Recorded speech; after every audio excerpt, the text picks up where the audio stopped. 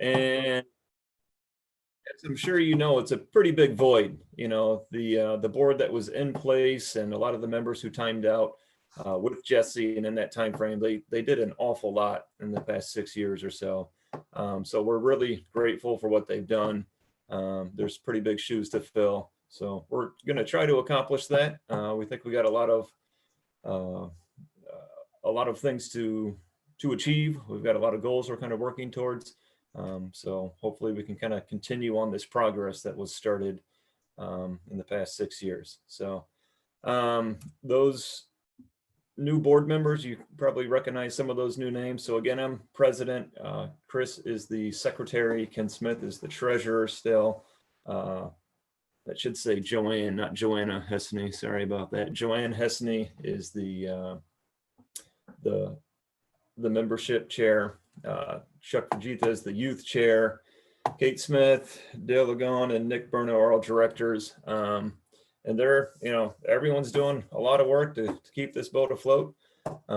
So yeah, if, you have thoughts or concerns or things of that nature, please feel free to reach out, get a hold of one of us, get a hold of me, and, kind of let us know what you're thinking. And, we can try to work together and try to figure things out here. So, all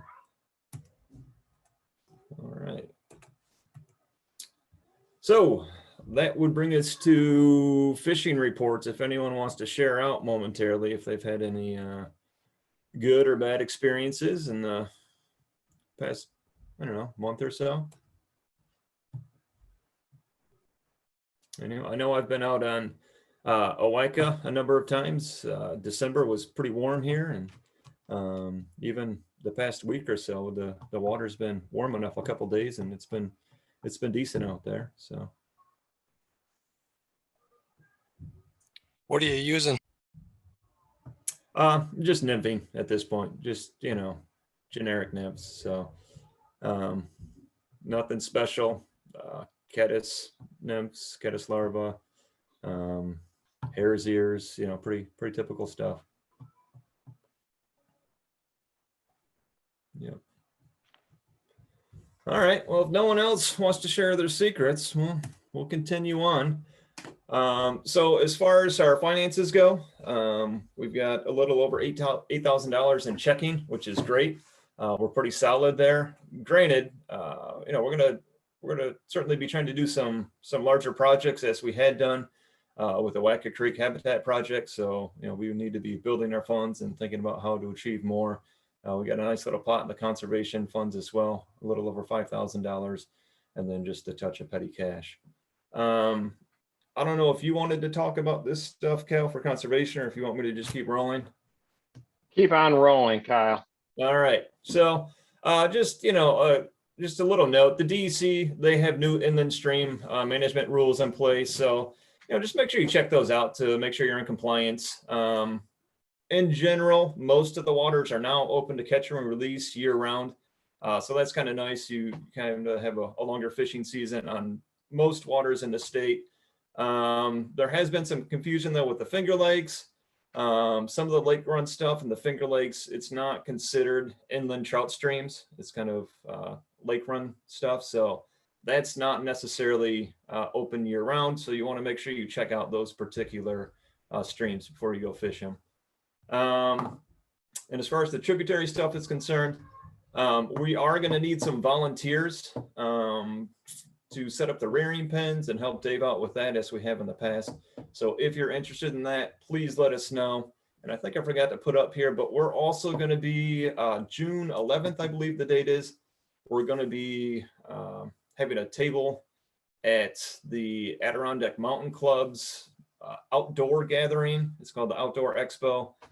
And we just want to be there and kind of show our face and, kind of show what we do in the area. There's going to be all sorts of outdoor related institutions and groups there. So if you want to help out with that, we're also going to need some volunteers for that. So Kyle, when is the rearing pins thing going to happen? I've been waiting to hear back from Dave on exact dates. So as soon as we get those, we'll shoot them out in the next newsletter.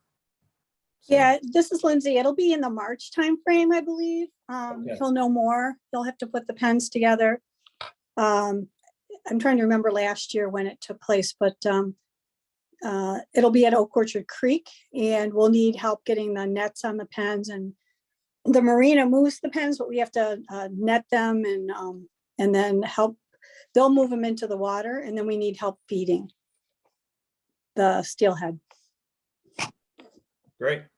Yeah, so we're gonna need volunteers. We're gonna need help for that. So step up, make it happen. Anything else? And where are those gonna be placed?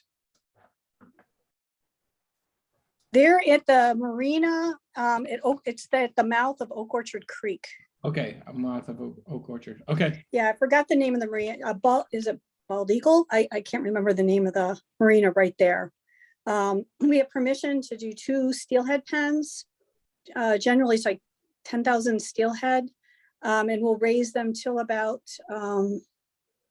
middle of April, end of April, depends on water temperature, and then we release them, and that will allow the steelhead to smolt and to mark in on the Oak Orchard Creek water. This will be, I think, the 4th year we've done this, so there's a lot of returning pen-reared steelhead coming into Oak Orchard because of the program. It's been there every year. We have not gotten permission to do it on the Genesee River or any of the other streams. So unfortunately, those returns of the steelhead to those rivers are going to just have to be wild steelhead returns because we haven't been able to get the pens, anybody to give us access to the river over there at Genesee. Okay, great. Thank you. So if you're looking to steelhead fish in the spring, go to Oak Orchard. That's my my PR there. Right. Hey, Lindsay, Aaron, how are you? Good. How are you? Awesome. I believe I think I heard at Shumway they're still doing something, but the charter They're boat doing people, Chinook. right? Yeah, they're Oh, doing is it just salmon. Chinook? They're only Okay. doing salmon. They're not doing steelhead. Yep. Okay, but they still don't want our help.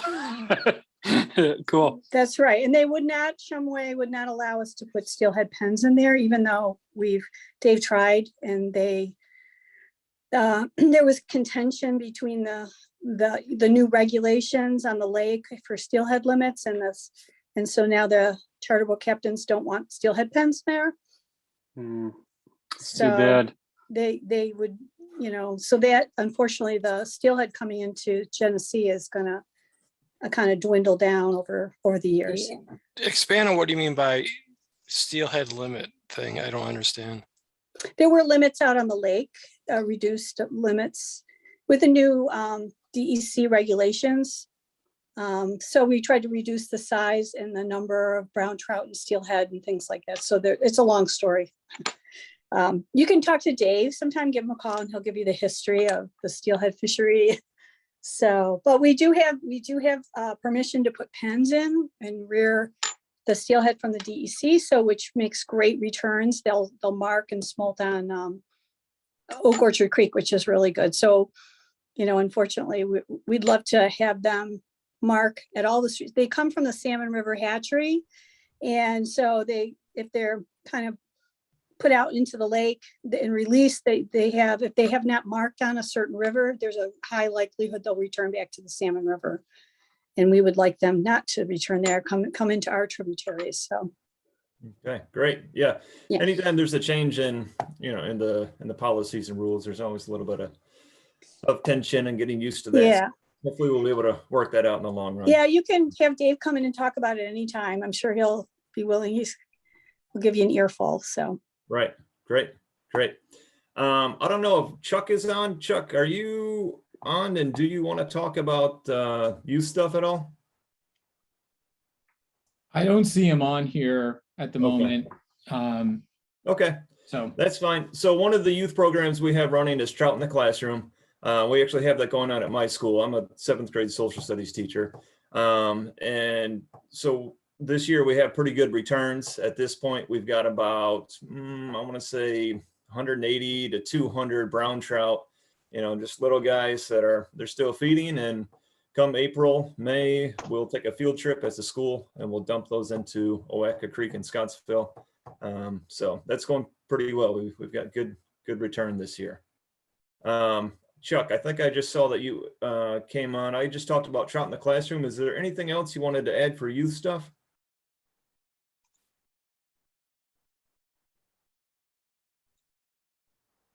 No, maybe you didn't get in yet. It's okay. Okay. So in February, we're going to have another online event. So we'll send out the invite for that. It's going to be Susan Cushman, and she's over at Hobart and William Smith Colleges.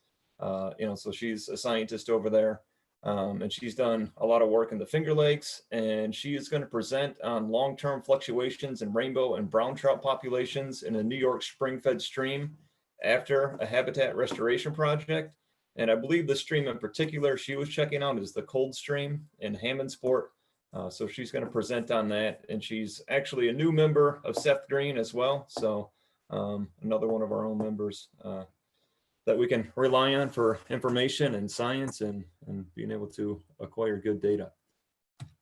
All right, so that brings us to tonight. We've got Lisa Green, who's a Seth Green 2U member. She's also the Region 8 New York State TU representative, and Cal Curtice, the architect of the Owaka Creek Habitat Project. And they're going to talk about Trout Unlimited's priority waters and also give us an update on Owaka Creek and that habitat project. And do we not have numbers for that? So priority waters is going to be hopefully very important for us in the future. Hopefully we're going to be able to join that priority waters concept and improve and maintain our trout streams in this area. So I'll turn it over to Lisa and Cal. All right, great. Hi, everyone. So while Cal gets that presentation going, I will put in a plug for the youth camp. So it is back on for 2022. And I will, when I finish my part of the presentation, I will pop a link in the chat to give you a heads up about the youth camp. It'll be in June down on the Delaware River, open to both male and female anglers. I think it's maybe 14 to 18. The link will have the specific ages available, but just think about if you've got anglers, young anglers in your family or that you know at your school who are really passionate about fly fishing. At the state meeting this year, the folks who run that camp were there to talk to us about it, and it really sounds like such a phenomenal experience. And hopefully Seth Green will be involved in maybe offering some scholarship opportunity to a young angler this year. So that's on. So I'm Lisa Green. I am the Region 8 Vice President for the state. So that means that I do represent Seth Green as one of the chapters in our region. I am also a member of Seth Green, and I really miss our meetings at Orvis. So it's good to see you all, even if it can only be via the Zoom right now. But I really am looking forward to when we can all be together again and talk about fishing. And I just love our chapter and the great community we have built. So looking forward to when we can see each other again. So Cal, if you go to the next screen. I want to just talk a little bit about, what's that, Cal? Sorry, go ahead. All right.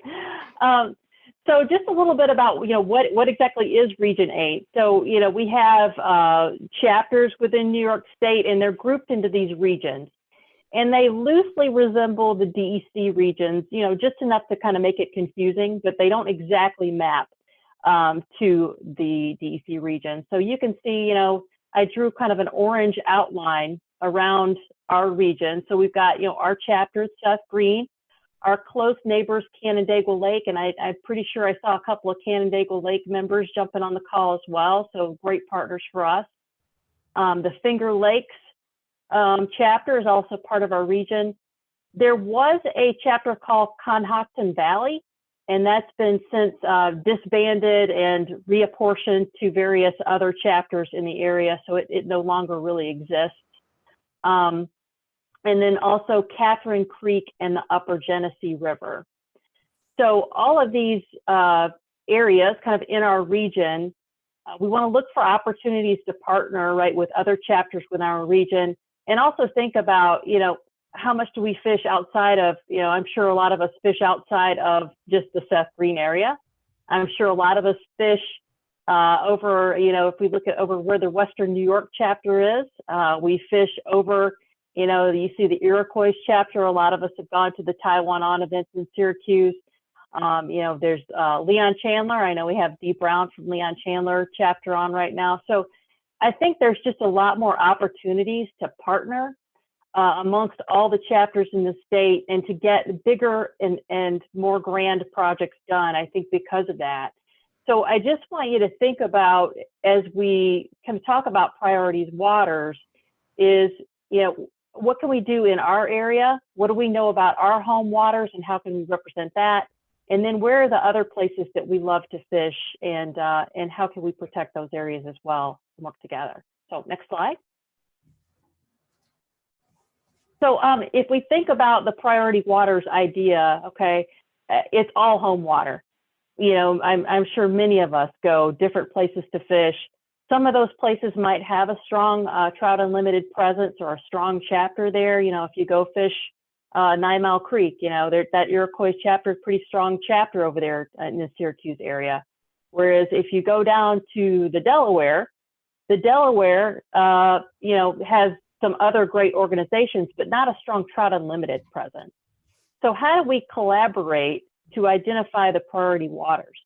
And what I like about this priority waters concept is it's the first time since I've been a member of Trout Unlimited that I've seen us try to really have a strategic approach to how do we determine what are the projects and how do we collaborate around, instead of just each chapter trying to do its own thing and come up with the resources on its own. Now, Seth Green is one of the healthiest, biggest, most well-funded chapters in the state. So that's great. How do we also help other chapters that might not be as well-funded, have as many great resources in our area? So how do we partner across the chapters and regions? How do we protect our precious places? And so if we think about some of these places, if we think about the Adirondacks, for example, there are some really quality streams in the Adirondacks. I'm sure many of us have fished there. There's not a huge population of people there, not a big Trout Unlimited, presence there, but I'm sure many of us have a vested interest in making sure that those waters are protected and the habitats there are protected. And then similarly, how do we share resources and priorities with the DEC, U.S. Fish and Wildlife, and other key partners to really get done what we think are the most important things? And DEC definitely has, their own resources, their own funding and grants, that if we can align our priorities with DEC priorities, we can certainly get more done. So the three things that I want to just think about as we talk about priority waters is we're looking for, how do we protect our native species? How do we protect areas where there are natural reproduction? And then what I'd also call the term is thermal strongholds. So these are areas where the water stays naturally cooler and can withstand some of the projected impacts we see coming from global climate change. So next slide. And we'll certainly, at the end, we'll stop for questions, but if you have questions now too, you feel free to throw them in the chat, thoughts, anything else. So overall, what is the purpose of the priority waters? So it's to promote a single concept of priority waters for all New York TU organizational levels. What it doesn't mean is that chapters can't, still do their own individual projects and fund their own projects, but how do we look from a statewide level and really prioritize, let's say, 5 to 10 high quality projects that really we can combine resources, collaborate on, and work on those first. And once those are selected, it doesn't mean that it's just those same projects in perpetuity. We're going to have kind of a rolling number of projects that happen and looking, kind of projecting out for a 5-year forward view. We want to have continuous refinement. So there's been a lot of work that the DEC has done about the streams and what's out there. Where do we have natural reproduction, where do we have native species, but the data is incomplete. So some areas really have had a lot of money and research and had good data to pull from. Other areas, it's up to us. It's up to us as the individual chapters and members and stewards of our home waters to be the experts about our waters and help to identify. So part of what we're doing is reaching out to the chapters and saying, hey, here's the idea of priority waters, here's the concept, and what do you have? What do you consider priority waters in your area? What can you contribute? And so Cal's going to talk a little bit about that in just a minute. So if we think about hopefully you've all seen the DEC interactive maps that identify the different trout stream management plan categories. So, you know, you might see the wild or wild premier, the different regulations that go along with those areas. So how do we kind of align? And if we find those areas, how do we maybe take them to help with projects to take them to the next level? So all right, I got a question for you real quick. DEC, TU, data collection, and let me just throw something out there. I was listening to another TU over in Vermont the other day, and the guy was talking about data collection. He had a lot of good tools that were available online, but you know, he would want, in his real world, he'd like to have a drone with a thermal image on it, and that way he can do more mapping for more localized data collection. Where does TU step? Where is it, you know, how do they help DEC or help ourselves do data collection or find ways to get more information? Yeah, who's that talking? I'm sorry, I couldn't find who was talking in the. Dave Pritchard. Okay, thanks, Dave. Great question. So I think that in a lot of areas, DEC is looking to, you know, Trout Unlimited as a partner to help them identify where the areas where we want to collect the data, and then in some cases looking for us to take data samples, help with data collection. And again, that's something that Cal will talk a little bit about with some equipment that's more built for kind of, I call it citizen scientists. So there is some of that coming. And then how do we make sure that we're taking full advantage of everything that the DEC has already done and what they have as well. So certainly a good thought. All right, Cal, next slide, please. So again, we go back to this idea of using science. I love science. I love analysis and data and using that to decide how to focus our organizational resources. I think a lot of times it's been a matter of, well, you know, this individual chapter's gut, what do they think is a great place to fish, and not really thinking about, okay, what does the science say as far as that? So that's where the DEC is a great partner with us, because they have those scientists on hand to help us and guide us with some of this information. There's a strong push towards diversity, a range of wild and native trout and salmon species, and kind of the prioritization around genetic diversity, life history diversity, and habitat diversity. So again, how do we make sure that this is a good fishery for all of us now, but then going forward into the future so that the generations to come can still have great fisheries as well. Next. So if we think about, you know, our native species, we've got the brook trout and the Atlantic salmon. So those are definitely some of the things that can shape how we determine priority water. So brook trout, definitely something that we want to protect. Looking for those areas that are less vulnerable to climate change, because we all know those brookies really need cold water. The Atlantic salmon, you know, reconnecting habitat. So looking how can we remove the dams that are separating them from their spawning areas. And then, you know, wild trout, if we think about areas where there's natural reproduction. So that might not be a brook trout or an Atlantic salmon, but maybe it's a brown or a rainbow. Though it's not a native species, it's a species that, you know, we found a stream that it can naturally reproduce and have a quality habitat. Back up. So this is, we all love a good Venn diagram. So So this is an idea of how these things come together to overlap and help make the priority water. So if we think about the ecological significance, if we talk about, diversity of species, social significance. So, maybe this is a historic, let's say the first fish hatchery in North America. That might have some social significance, right? And then opportunity, and that's where we come in. Where do we all have passion around? Are we willing to go to other areas to help with projects? Are we really invested in our home waters and willing to put in the time and resources there? So I'm really excited about the Priority Waters Initiative because it's science-based. It's an attempt to be more strategic about what we're doing, the projects that we choose. And it's really an opportunity for us to focus and collaborate together to kind of help protect some of the places that we all find really important and are precious to us. So with that, I'll turn it over to Cal. Well, thank you, Lisa. And what a great group of people we got here tonight. I'm looking at the names. We even have, I don't mean to call anyone out, but we do have Matt Sanderson on the call tonight, which is a special guest. Welcome, Matt. Everyone's special, but I just wanted to point that out.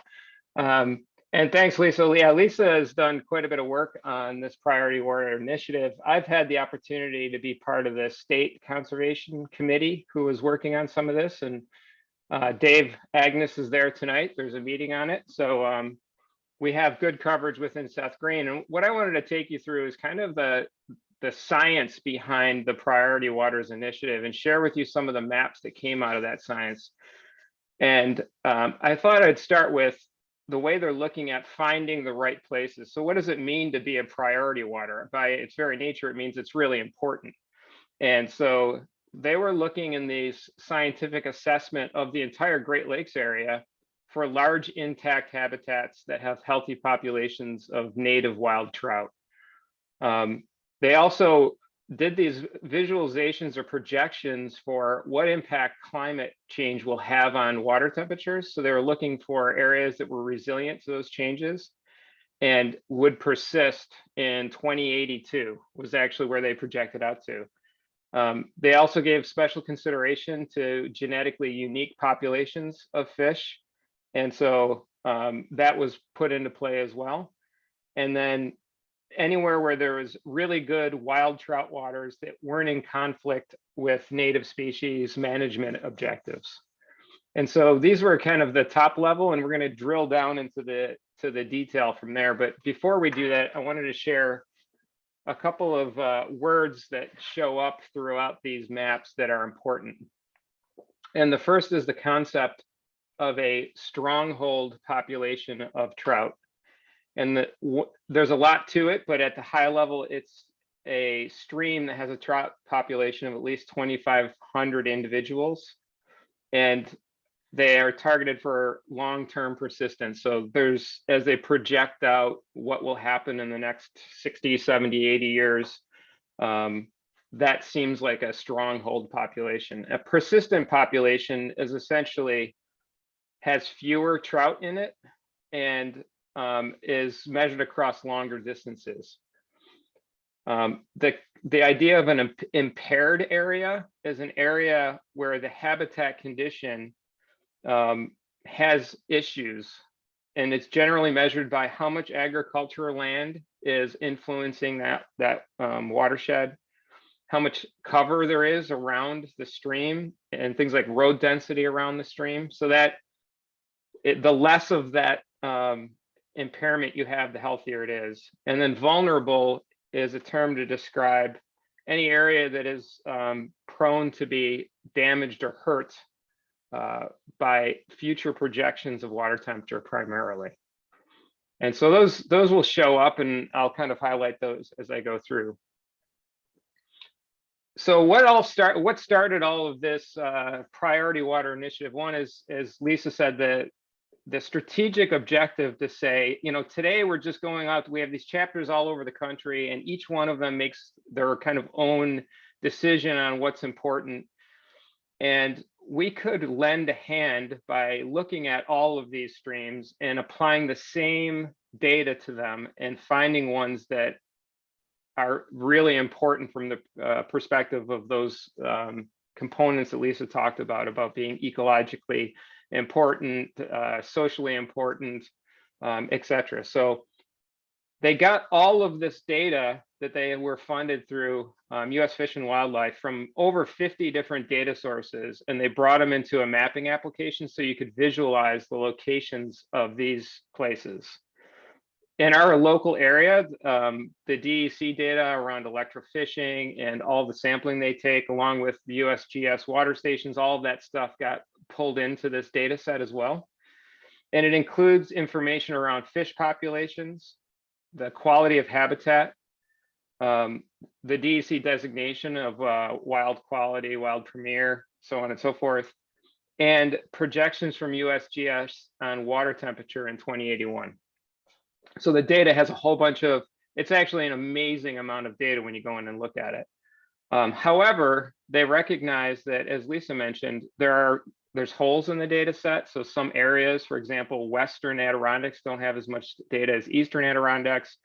And so they wanted to start with this data set and now bring it down to the local level, which is why we're the first chapter. They're going to be doing these meetings on priority water across the state. And we're the first chapter to bring this information in, looking for the local knowledge. And, you know, as Dave mentioned earlier, like, how can we contribute and bring that local knowledge to supplement this high level data set that, that we have. All right, so let's start with the maps, the exciting part.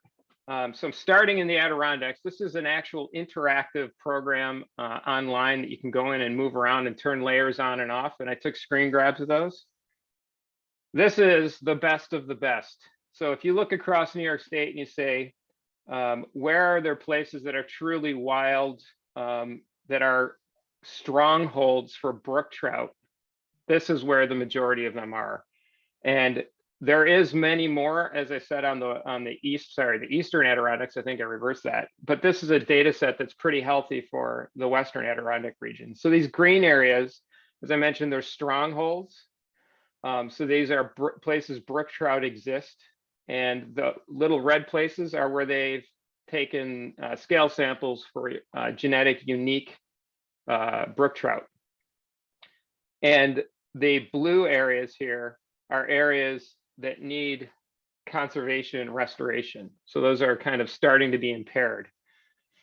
So this is a kind of a real sweet spot in the state.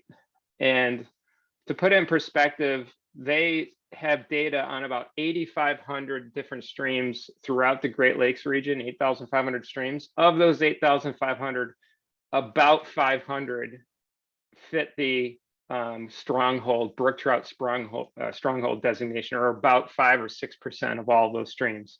A ton of them are in the Adirondacks. And as Lisa said, these are, you know, places where they tend not to be a lot of people. There's not a lot of chapter power. So one of the challenges, I think, with the priority water is you go across the state, you say, well, look at that. A lot of really good natural places are in places there aren't people, unsurprisingly. So that is a challenge that, you know, our chapter can choose to participate in whatever way we think is suitable. I have my first audience participation moment here. We have a polling question. And so in the spirit of how many people on the chapter tonight fish for Adirondack brook trout? You know, do you consider this kind of a home water? So do you do it often? Is this a place that's, you know, you go to every year? Is it a place that you go to, but only occasionally? Something you've heard about and said, that's really cool, I got to get there someday, or something you're more of a home water person and you're unlikely to get there? We'll give you a couple of minutes.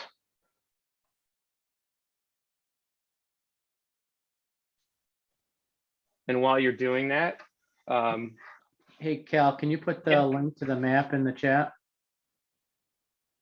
to the interactive map. Interactive maps, yeah. I'll tell you what, I'm not sophisticated enough to present, talk open a new web page, copy the link, and put it into chat. But we will get it. And I also want to make sure that that's okay. I'm not sure whether or not that's a protected site, but I don't think so. I will say there's a tremendous amount of information and links to some of the priority water maps on TU National site. So I will make sure to get that out to this group if I don't do it before before it ends. So I think we've reached kind of a point with participation here, so I'm gonna end the poll and then I'm going to share the results. So there you go. awesome. So Cal, this is Dave Pritchard, just quick, I'm new to fly fishing, but I was up at Lake Placid over the last May and I was fishing the sable there. And I did a guide and we went on private property and I caught some fish. Finally, I'm new to it. But the guide's been doing it for 50 years. He goes, this is all going to come down to private property. The regular public, I was at Route 86 there. It's overfished and obviously the water was low last year, but he says, I mean, the fishing pressure is so intense now with all the new people fishing. How's that type of fishing pressure introduced going to go into your calculations of, you project out to 2080, it's like, whatever. I mean, I'd be happy more with 2040, but I mean, how do you put fishing pressure in there? And, all these old timers saying, well, Sandy Creek used to be really good 15 years ago. And now you have everybody from, West Virginia fishing there and there ain't no fish. I mean, how do you calibrate quality, I guess? Yeah, that's a good question. The answer is they didn't. So that fishing pressure is not a component of this this data.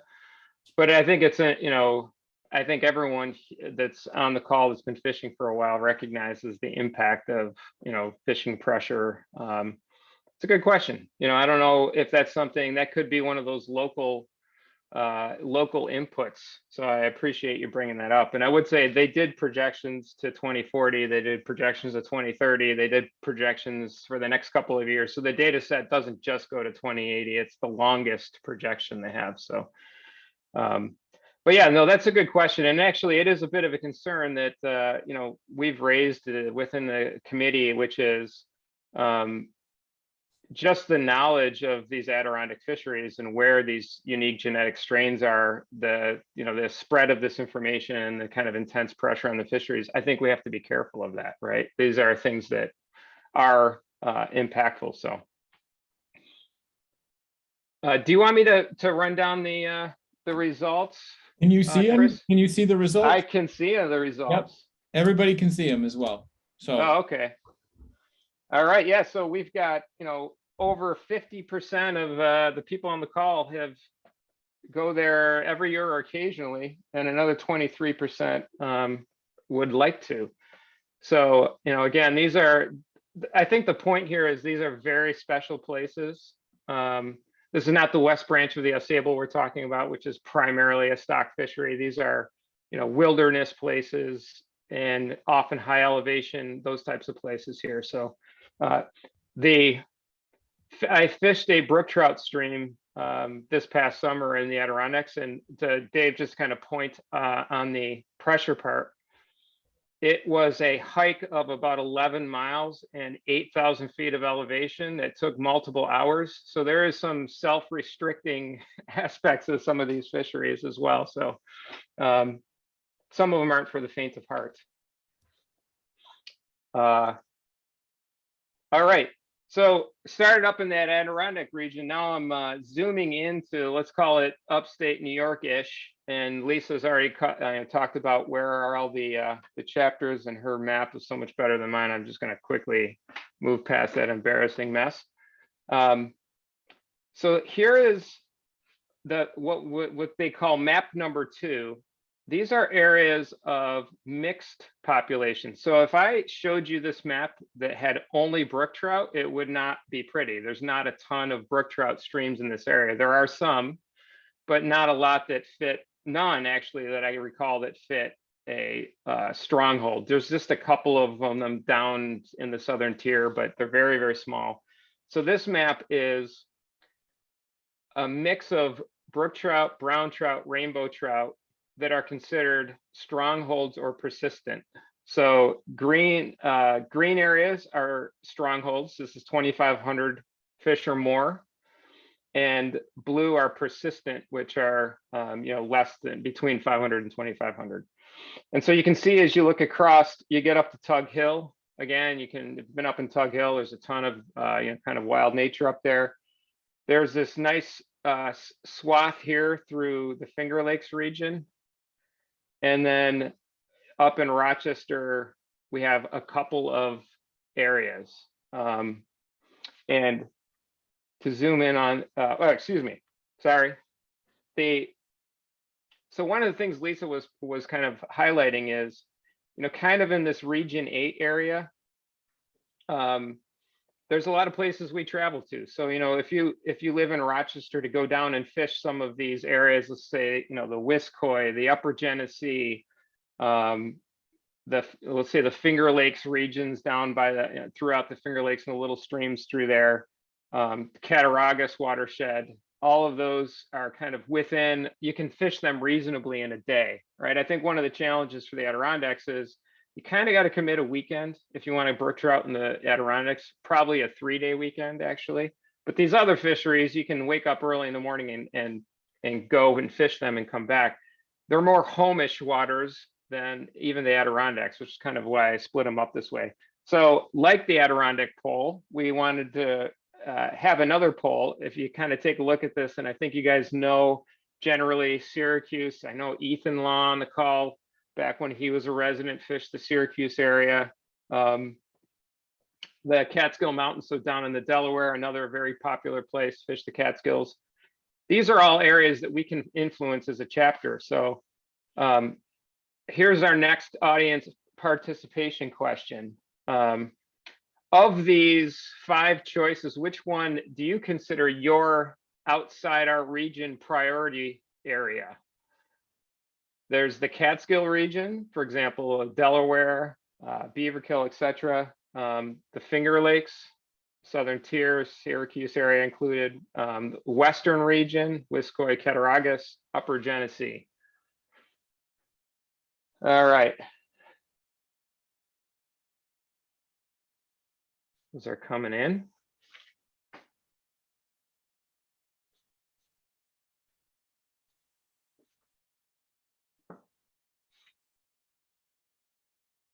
Looks pretty stable. Yeah, I so think we're pretty much there. Yeah. Unsurprisingly, the Catskill region at 41%, really good fishing. One thing about the Catskill region, there is pretty good presence down there. So there's a lot of motivation and resources.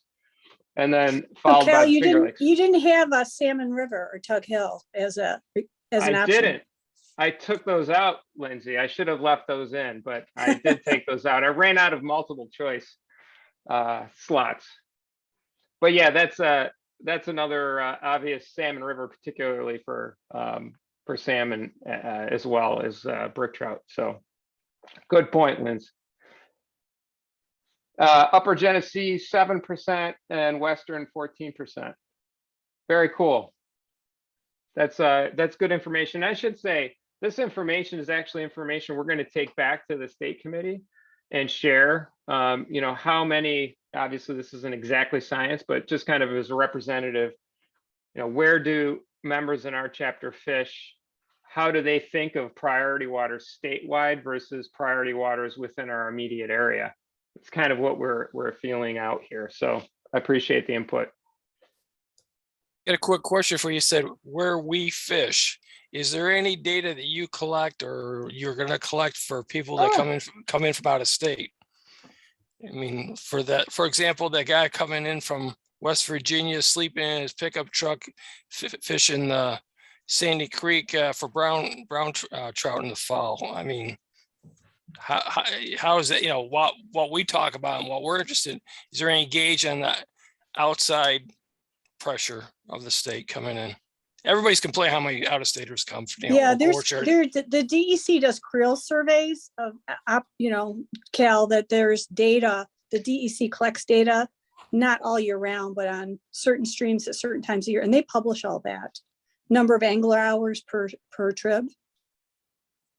that is available from the E DEC. Yep, but that's right. Thanks, Liz. And I think it's actually on that state of the lake, they covered a bunch of that as well, Dave. So that I think you actually shared the link. There's some other data in there that does show that. And I will tell you, Linz, I don't know if it's still the case, but that angler hour pressure was absolutely amazing for Salmon River. Yeah, they're always the highest. They're the highest river on the East Coast, Yeah, even higher than the Delaware. Yeah. at one point a few years ago, the angling pressure on the Salmon River was greater than the combined angling pressure on all other streams in New York State. It was Yes. crazy. So, That but that, doesn't I think surprise me. that spread out a little bit. So Yeah, but it's primarily the salmon fishery time, October.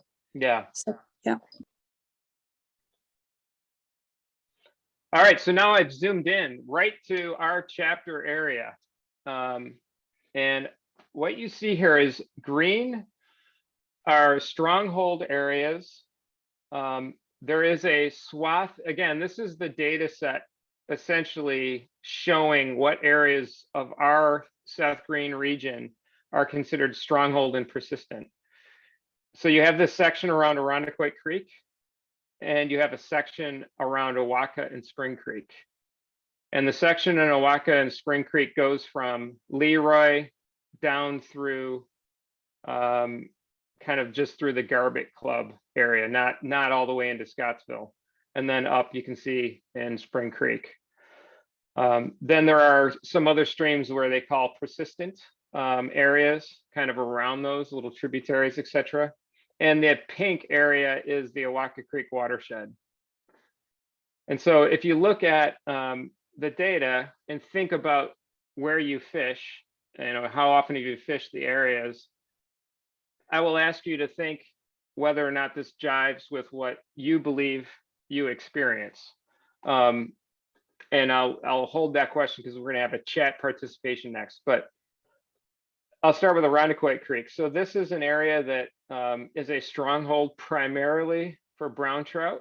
There were a few brook trout sampled here, and it is considered impaired and vulnerable. So what that means is when they do the calculations of how much riparian habitat there is around the streams, how much roadway agriculture, it is an impaired fishery that could benefit from various restoration projects. When they look at the water temp today and they calculate the water temp, the mean temp in July, the peak mean temp in July, now in 2030, 2040, and 2080, it is vulnerable to exceeding the ranges that we would like to see for fish. And I think it gets above 70 in like 2050. Same deal kind of for Owaka and Spring Creek. Now, one thing I would say, the data set does not, in this particular case, because I checked into this, does not include the effect of groundwater, which is what Spring Creek is all about. So this is projections essentially assuming that you're not getting a huge influence from groundwater. But again, Owaka Creek and Spring Creek are considered impaired. And the impairment is primarily, when I looked at the calculations, around agricultural use and road density. And so what that ends up doing is it washes in fertilizer, road salt, etc. You tend to have diminished water quality, and the lack of riparian coverage around some of it increases the water temperature as well. So this, as you look at this, and we've had a chance to review some of this as a board, it raises a lot of interesting questions, not necessarily as many answers, but around, okay, what do we do with this information? First, is there other information we should supplement this with, which we'll talk about? And Dave, you asked, do we have kind of ground level local data that we could supplement this information with? And so that's part of what we want to do. But Spring Creek really is an incredibly important source of cold water that comes through Owaka. And you can kind of see that in this map. And it's important for future generations for both of these fisheries to take seriously the impairment and the vulnerability and see what actions we can take in order to kind of mitigate those.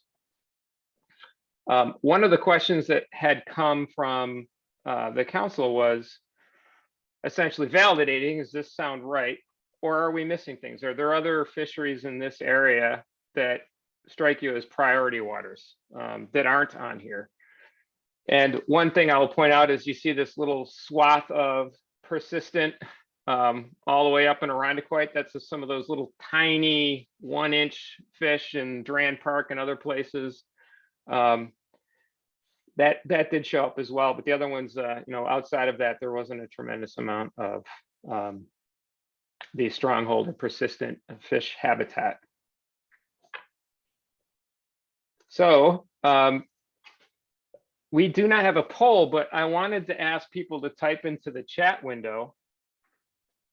What is your opinion of this? When we say Irondequoit, Awaka, and Spring Creek are the ones that this data set says are persistent or stronghold fish trout areas? Does that sound right to you? And are there other areas within our region that are worth highlighting?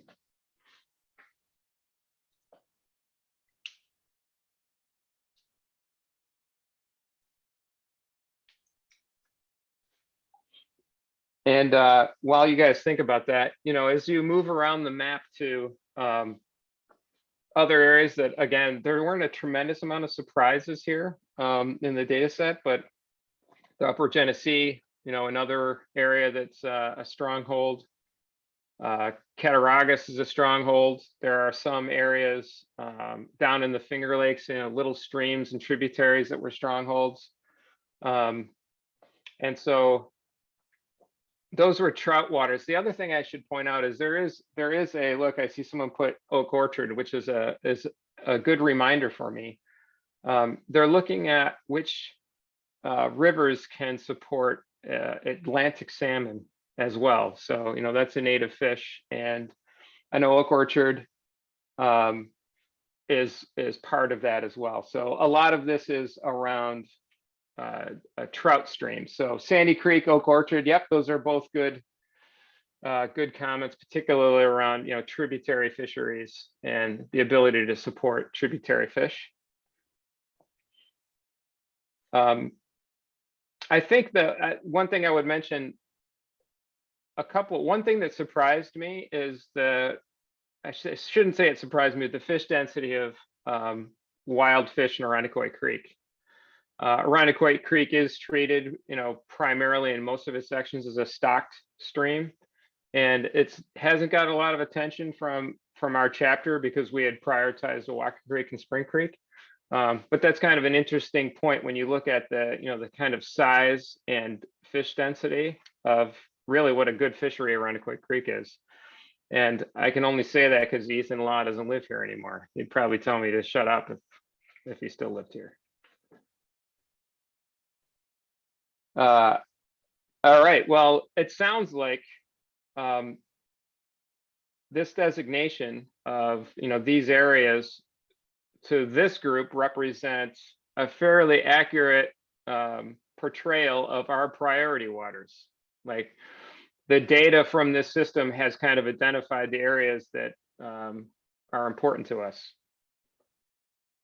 And Chris, we got a bunch we should do more for Irondequoit Creek. I agree. I think it's a great fishery. Actually, there's a lot of fish in there. Does public-private land come into any calculation? Say you're down in Ohio and there's a whole bunch of parks around the main creeks or rivers, and so it's public access, and so you have probably a lot more flexibility to do what you want compared to. I'm not familiar with Irondequoit Creek. I mean, is it fishable? Go right up, or is it all private property? Maybe that's why less. If it's can't access it, do people care? I don't know. How does that work into the? Yeah, that's you're asking all great questions here, Dave, tonight. Yeah, that is an important part of it. So it does not get baked into the data, but it is in that Venn diagram that Lisa showed around, what makes a fishery important. I think the way this will be approached in priority waters is a stream that has public access and has the ability to do some of these projects will take priority over the exact same stream that's completely on private property, because it has more value in the social circle. And so that's how it gets baked in. And in fact, one of the treatments, if you will, so let's just say we have a impaired and vulnerable stream. How do you treat that, right? There's a bunch of things you can do. You can do best practices. If there's agriculture and road density around those watersheds, you can work with local municipalities, et cetera, for best practices. If there's blockages, so streams don't flow through the way they're supposed to, you can remove those types of things. That's one example. The other is try and get public access to fisheries when that's important. And that gives us, increases the social impact as well as our ability to do stuff there. So, and even if that means kind of easements, like if someone's farming right up to the edge of the stream, if you can get an easement off of that, those are the types of treatments that can be done as well.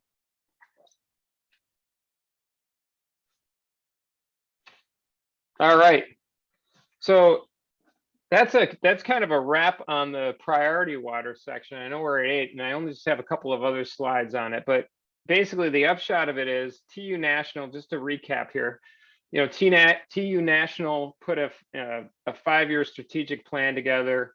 They invested a lot of money to pull this data set together to map out where are these watersheds that will be important places for the next 50 to 70 years, and go to the local chapters and say, do we have this roughly right? Does this look right? And from then, we're going to go back and try and designate the most important waters in the state and focus on projects and things that we can do. So you can see how that aligns with our mission.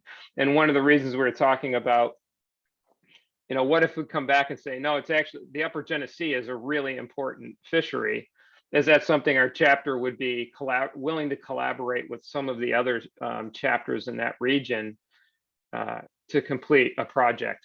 So how much collaboration versus home waters do we focus on? And I know I'm talking to Kyle and Chris and others, there's plenty to do in our area. I know Greg Rappley is on the call as well from Garbage Club, and he's doing a bunch of work on Spring and Awaka Creek. So we're very fortunate to have everyone on the call, right? We have a very, very involved group of people in our chapter. And so we have enough muscle to not only do what we have to do here, but maybe influence and assist in other areas that are important to us.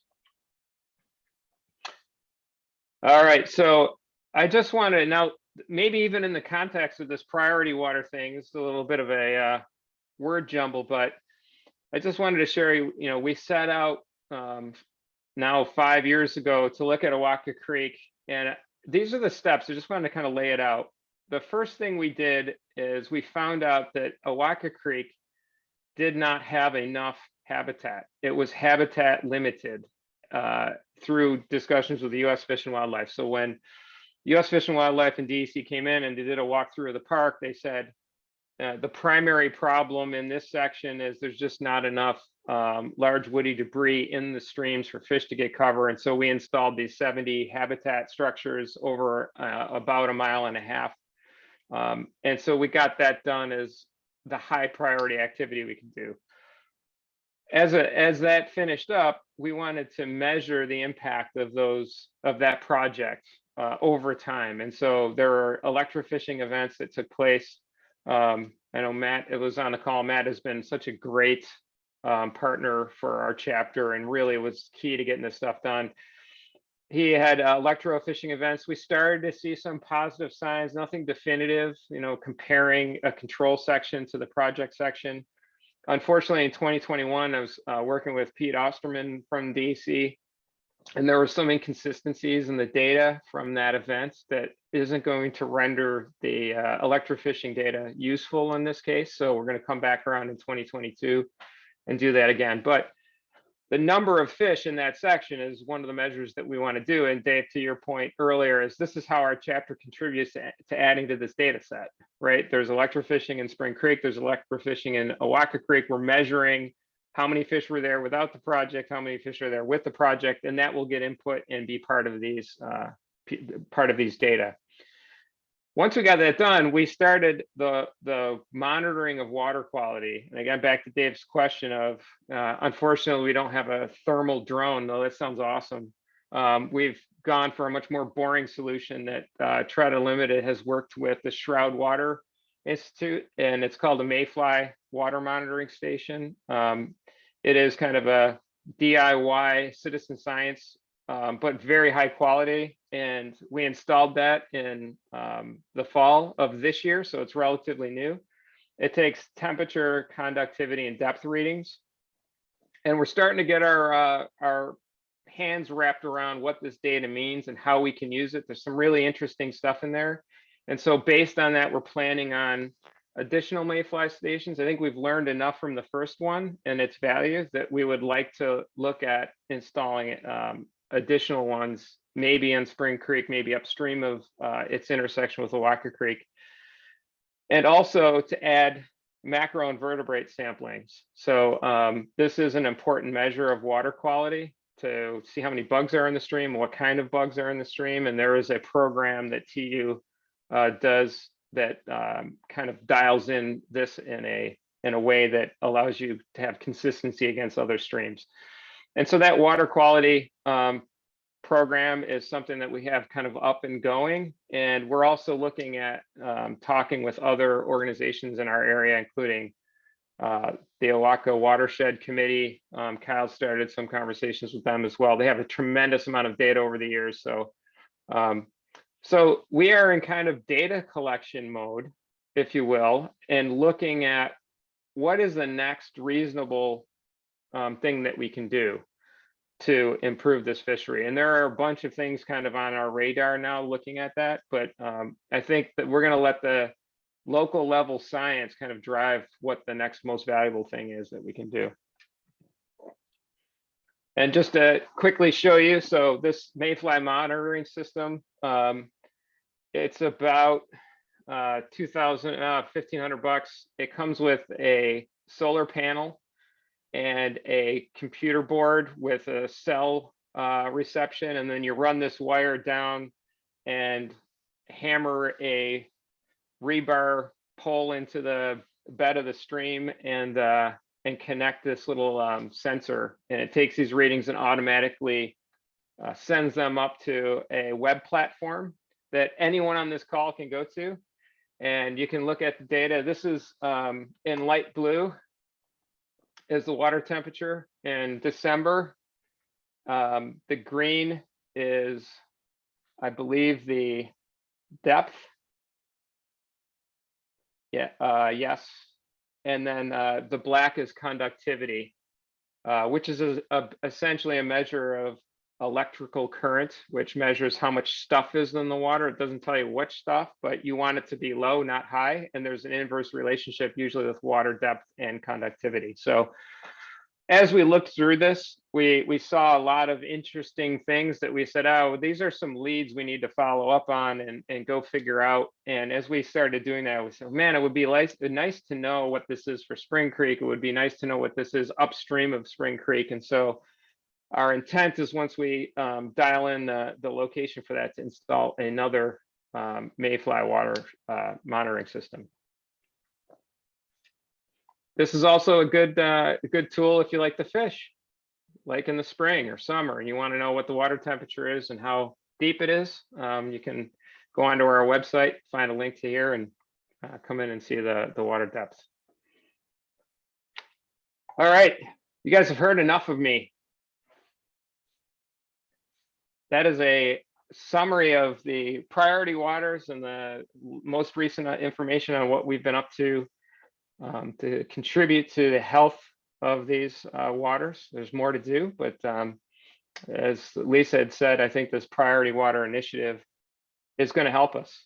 You know, it will get focus on areas that need some love, and this group, everyone on this call, we're going to be looking to this group to help us make these places better. So thank you guys, I appreciate it. So Cal, do we want to open it up to see if anybody has any additional questions at this time, you know, for you and Nah, I don't really care. Lisa? Of course, yes, that would be great. Yeah, there you go. So if anybody else has a question, you know, feel free to come off of mute, and we'll get Lisa and Cal to answer your question, or somebody else on the call perhaps.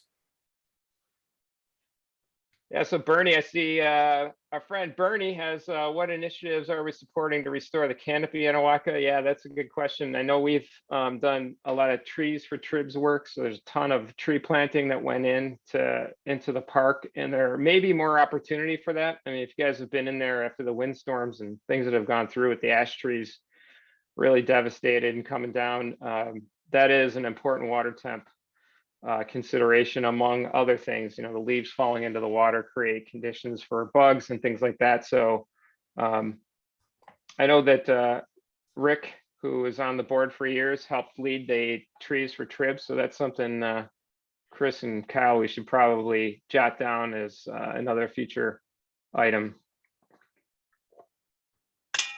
I think that guys, it's Dale. I was part of that effort with Rick, and that was a great success last year in the park section. They're doing great this year. Yeah, there's a lot of trees. I don't know. Do you know how many were planted there? It was hundreds. I think we did 300 that day. Yeah, so I know I've gone to a couple of those myself. So, any other questions? Cal, I've got a suggestion. I'm 72. I've fished the Owatka for 50 years now. And the story of the Owatka in the summer is not just the influx of Spring Creek, it's also higher up on the stream. If you head upstream, up on the trail, there are several very active springs that feed the upper sections of that stream. And at one time there was significant wild trout populations, but it is so heavily stacked and so heavily fished after the stackings that it has an effect. But I think if you want to do some more temperature work, and I'm really glad that you're doing the temperature work that you're doing. But I think you probably should take those springs, especially in the upper, probably two miles of the stream, after it reemerges from Leroy, into consideration. I've never seen a water temperature in the middle of summer higher than 63 degrees up in the uppermost section of the stacked waters up in Genesee County. So wow, that's great information, Mike. That's really interesting. We actually talked about that, and we have this little handheld meter that we purchased to go up, and we did a bunch of measurements up in that area. And I have to say, I fished it, and what you just said it started to stand out as we were taking the measurements up there, that there were springs and pretty stable water conditions. So that's great to hear. Yeah, I could show you. You know, if we ever get a chance, I'd like to guide you a little bit to point out there's some very active springs, and also from the stream bed itself, water reemerges, and I can show you that the stream. A lot of people like to characterize it as a freestone stream. It's really not. It's really a limestone stream. The limestone formations. I'm going to shut up. I could talk forever about it, but I think yeah, that's about all I've got to say. The only other thing I can say about the Owatka, years ago, or about Around the Quick Creek, years ago, I served as a volunteer on a water quality committee advisory committee for Monroe County. It was back in the 90s. And what's happened with Arundequoit Creek, unfortunately, is the development of the watershed has had a tremendous effect on that stream. And that's, you know, I'm not sure. I know there's a few sections of the stream that have some wild fish in it, but I think the water temperatures, especially in the middle of summer, can get pretty high through most of the stream. And it's I don't know how you can unpave and get rid of rooftops. I don't know what you can do. Well, I appreciate that. And I think we actually I would like to follow up with you on that offline and get some more information. One of the things is Jesse and I and other board members kind of moved off and are really thankful to have Cal, Chris, and, you know, everyone else that's come on board is this institutional knowledge that we have within this chapter is incredible. You know, people that have been fishing here for years and years. So we've actually built an archive, digital archive on Google Drive, so that we don't lose this information, you know, as far as this data curation, you know, this mayfly water system. There's a bunch of stuff that we can do for future chapter leaders to say, you know, when we came in and we were trying to figure out what was going on at Awatka, you get hearsay, you get, you know, one time I fished at this tree, but we didn't have real data or information to help out. And so a big part of what we're doing with Mayfly and the electrofishing events with the DC is to build this archive of data that we can use over time and make sure that the fishery remains healthy. So I appreciate that, and anything we can do to get, you know, insights that people in our chapter have, that's kind of what this is about. So, or part of what it's about. All right. I have a question. Sure. I'm new to the area. I just moved to Victor 4 years ago, and I love to fly fish, but I just haven't gotten around very much. But the one place that's 5 minutes away that I've gone to probably 5 different times is up at Fisher's there on the Arundequoit. And the only time I've seen fish is, I think it was last year, where there are a whole bunch of 30-inch, what were they? They were just dead all over the place, salmon, pretty gross. But I did have, I think, a 4-inch trout on for a good quarter second about 4 years ago. It's such a beautiful place to fish there, but I've never seen or caught a fish. I assume you guys know what I'm talking about there at Fisher's and so on. Are there any fish there? There are fish there, yeah. And first of all, welcome, Paul, to the chapter, and welcome to the area. It's good to have you. But yeah, that's one of the areas we're talking about when you look at that map. It goes all the way up into Fisher's, and you know, that section all the way down to, it goes down from there down into Powder Mill Park, through Powder Mill Park, and then you know, down into Penfield in that area. Really, all through that section is a really good fishery. There are fish all through there. Yeah, I tried to pick. I'm telling more about my skill, I'm sure, but I've tried Powder Mill too, and probably the wrong places, but I've just never seen any fish there. So I probably just am not using it right. Maybe I shouldn't use the jitterbug plug anymore. But I love fly fishing, but I just did not have success yet. The only place was at Awatka. I did catch a fish or two there. Well, you got 2 of the good places for sure in our area, so those are not bad places to go. You will, I am confident that yeah, if you get rid of the jitterbug and go to a hare's ear nymph, probably will start getting into them over at Arundequoit Creek.